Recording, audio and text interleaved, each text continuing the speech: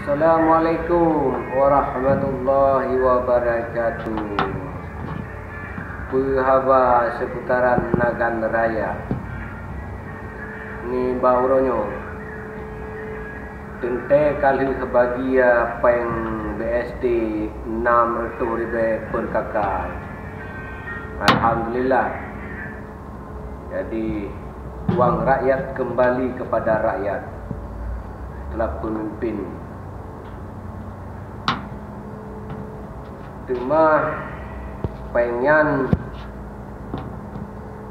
memang hanya salah sasaran, tentu tepat sasaran.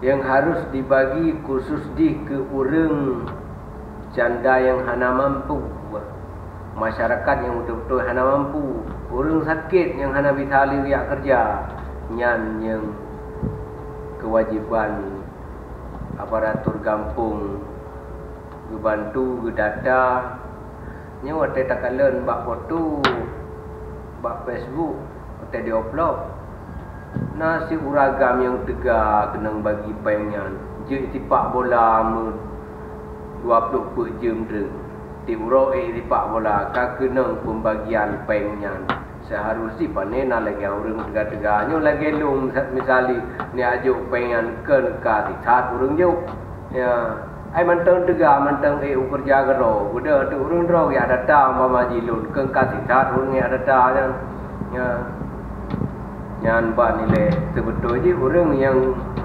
hana mampu bagi pengen betul-betul ke data orang hana mampu janda yang hana mampu ya, data kampung ya data masing-masing oleh aparat kampung draw masing-masing yang ban nilai oleh pak pemerintah baik pun pak pemerintah kampung atau apun Tuhan 8 Tuhan 7 belum Tuhan tan yang ban nilai punya bahasa ketua Tuhan apa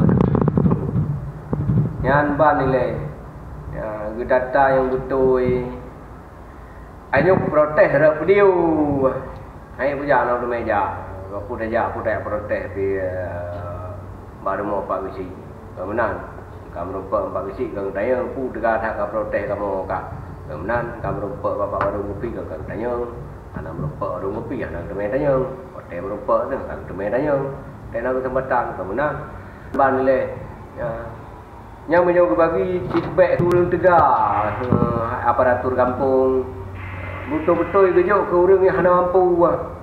Yang ban nilai. Assalamualaikum.